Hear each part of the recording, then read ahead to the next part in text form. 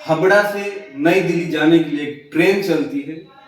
उस ट्रेन में जैसे ही दो तलाकशुदा पति पत्नी जो 8 साल पहले उनका तलाक हो गया था, वो ट्रेन में चढ़ते हैं। पति का नजर पत्नी पे पड़ता है और पत्नी का नजर पति पे पड़ता है। दोनों एक दूसरे को देख के हचक्के बचक्के रह जाते हैं, क्योंकि तलाक के 8 साल बाद, कोइंसिडेंस कहिए इसे, इत्तेफाक कहिए, वो दोनों एक दूसरे को देखते हैं और देख के दोनों आश्चर्यचकित हो जाते हैं।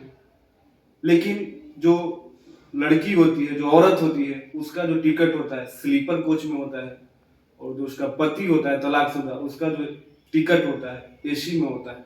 बट वो कहते हैं ना कि भगवान अगर कुछ करता है तो अच्छे के लिए करता है। तो गाइस, आज की कहानी हम बात करेंगे तलाकशुदा पति पत्नी के बारे में, जो 8 साल के बाद मिले हैं।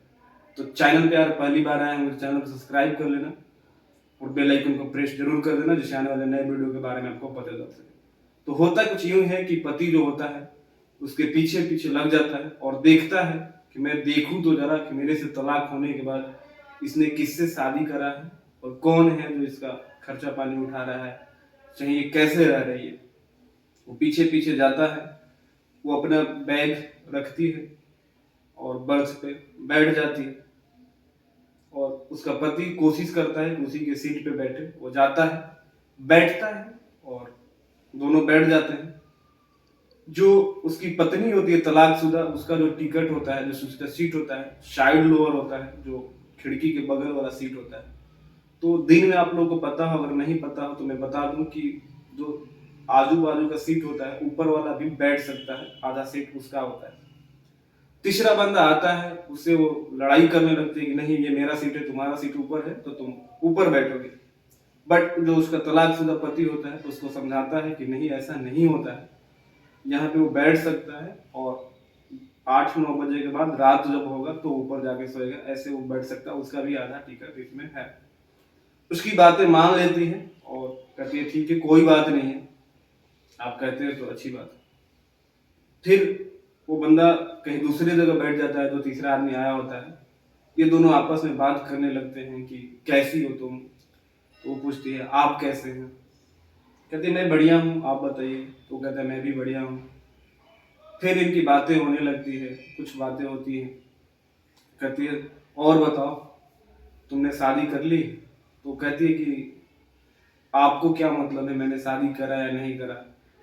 बोला नहीं बस ऐसे ही पूछ रहा हूँ। तो वो कहती है कि कोई बात नहीं, आपके पूछने की कोई जरूरत नहीं है, मैं बहुत अच्छी हूँ, आप मेरी चिंता ना करें तो ही बेहतर होगा। बोलता है ठीक है कोई बात नहीं, मैंने सोचा ऐसे ही पूछ लेता हूँ, क्योंकि हमारे तलाक हुए 8 साल हो गए, तो मैंने सोचा कि जरूर तुमने शादी वादी कर लिया होगा। बोले वो मेरा पर्सनल मैटर है, अब आपको मेरे से कोई मतलब नहीं है, तो आप कृपा करके आप अपने सीट पे जाइए और बैठ जाइए। वो बोलता है कि यार मेरा कोई सीट कंफर्म नहीं है, मेरा कोई टिकट नहीं है, तो अर्जेंटली मुझे दिल्ली निकलना पड़ा, तो मैंने सोचा कि मैं निकल जाता हूँ इसी ट्रेन से। वो कहती है ठीक है कोई बात नहीं, आप मेरे ही सीट पे बैठ जाना। बोलती है ठीक है। वो बोलता है ठीक है कोई बात नहीं, मैं बैठ जाऊंगा। तो वो फिर कोशिश करता है, बोलता है कि और बताओ तुम दिल्ली कब से रहने लगी। बोली मैं दिल्ली रहती नहीं हूँ, मैं दिल्ली किसी काम की वजह से जा रही हूँ और मैं दिल्ली पहली बार जा रही हूँ। बोला अच्छा कोई बात नहीं। बोला ठीक है चलो, कहाँ दिल्ली में रहती हो। कही ये सब चीज़ें मुझे कुछ नहीं पता, मेरी वहाँ पे सहेली एक रहती है, उसी ने बोला है। बोला ठीक है कोई बात नहीं, और आपको बता दें कि उसके पति का नाम प्रदीप होता है और लड़की का नाम पूजा होता है। प्रदीप कहता है कि तो पूजा तुमको पता है कि मैं शराब बहुत पीता था, जिसके वजह से हम दोनों का तलाक हुआ था। पूजा करे कि मुझे तो सब पता है, शराब के वजह से ही तो मैं आपसे अलग हुई, शराब ने हमारी जिंदगी बर्बाद कर दी, हमारा तलाक हो गया, उस चीज को मैं कैसे भूल सकती हूँ।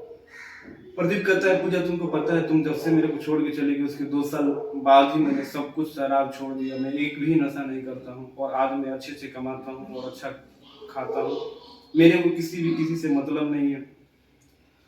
पूजा कहती है अच्छी बात है, अगर आपने शराब छोड़ दिया तो अच्छी बात है, और बताइए घर में सब कैसे हैं, मेरी छोटी ननद कैसी है, उसकी बहुत याद आती है मुझे, और मम्मी पापा कैसे हैं? वो बोलता है कि सब सही है, मम्मी पापा भी सही है, छोटी भी सही है, तुमको सब याद करता है, कहता है कि पता नहीं कैसी होगी। बोली मैं एकदम बिल्कुल ठीक है, आप मेरी चिंता ना करें। बातों बातों में ऐसे बातें होने लगती है।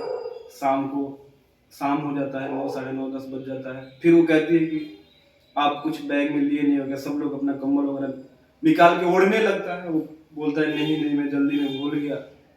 तो वो कहती है ठीक है, मेरे पास एक चादर है, वो चादर दे देती है और वो चादर ओढ़ लेता है। फिर ये कोशिश करते हैं बात करने की।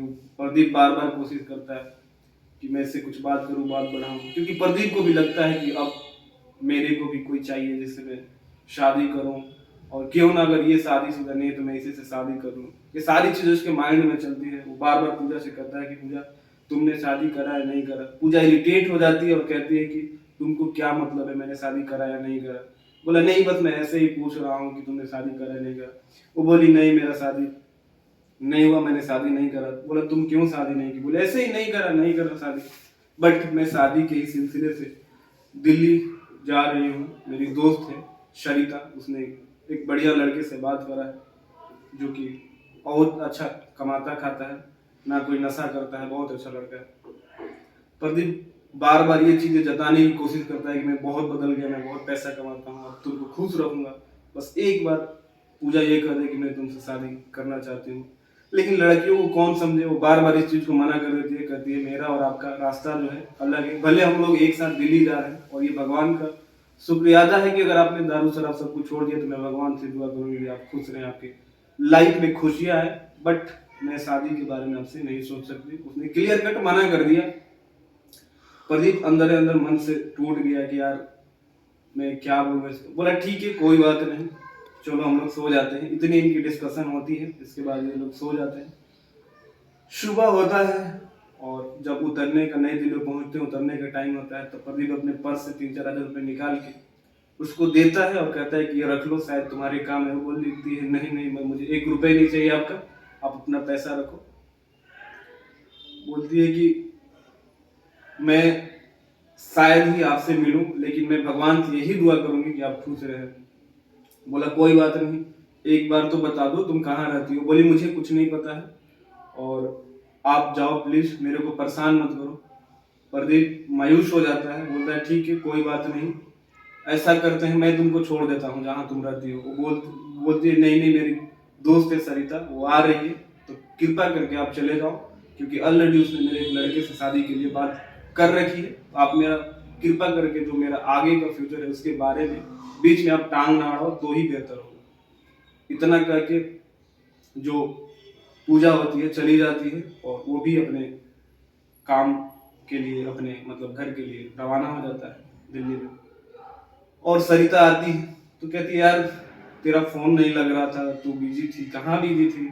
बोली वो कहीं नहीं, मैं अपने घर पे बात कर रही थी। और तुमको पता है सरिता, जो मेरा 8 साल पहले तलाक हुआ था ना, मेरा पति पता नहीं यार कैसे मिल गया था, बहुत बदल सा गया है वो, मतलब और सब कुछ छोड़ दिया है, बहुत सुधर सा गया है। इतने पे सरिता सुनती कहती है चल, बहुत देखे ऐसे लोग, 8 साल बाद मिला है तो दया तो दिखाएगा ही, तो उसके बाद तुम्हें मत आ, और तेरा माइंड तो कहीं चेंज नहीं हो रहा है ना कि तू उससे फिर से शादी वादी के चक्कर में पड़ गई।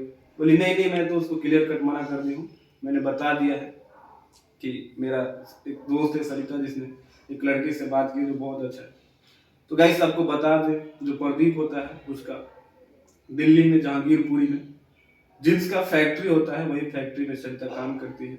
और अगले दिन सरिता जो होती है पूजा को लेकर फैक्ट्री पहुंचती है, और वो लड़का प्रदीप ही होता है जिसके लिए सरिता बात की होती है कि सर आपने बोला था ना कि आपको कोई लड़की चाहिए होती है शादी के लिए। तो उस लड़की को लेके पहुंचती है, और लड़की कोई और नहीं, उसकी तलाकशुदा पत्नी पूजा होती है। तो ये दोनों जाते हैं, पहुंचते हैं। जैसे ही पूजा की नजर प्रदीप पे पड़ती है और प्रदीप की नजर पूजा पे पड़ती है, प्रदीप कहता है तुम? पूजा कहती है आप? बोला हाँ। प्रदीप कहता है तुम बिल्कुल चुप रहना, बोलना मत सरिता से।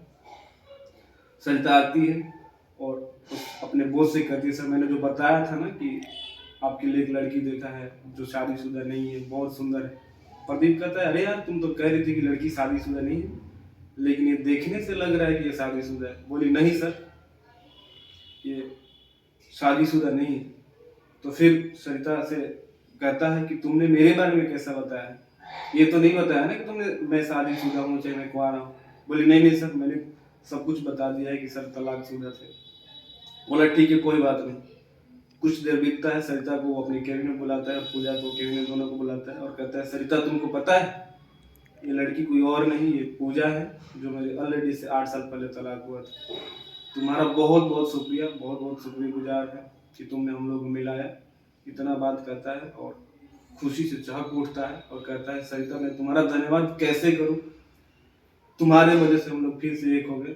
सरिता से इतना बात करता है और सरिता को बाहर भेज देता है। उतना सुनते ही पूजा सिसकने लगती है, रोने लगती है और अपने पति को गले लगा लेती है। और गले लगाने के बाद शाम होता है, शाम को घर पे जाता है और अपने माँ बाप के सामने पूजा को रखता है, सामने ले जाता है। तो उसके जो पिता और माता होते हैं खुश हो जाते हैं और कहते हैं कि हमारे घर से लक्ष्मी चली गई थी, वापस हमारे घर में आ गई है, अब इसको हम कभी भी उदास नहीं होने देंगे।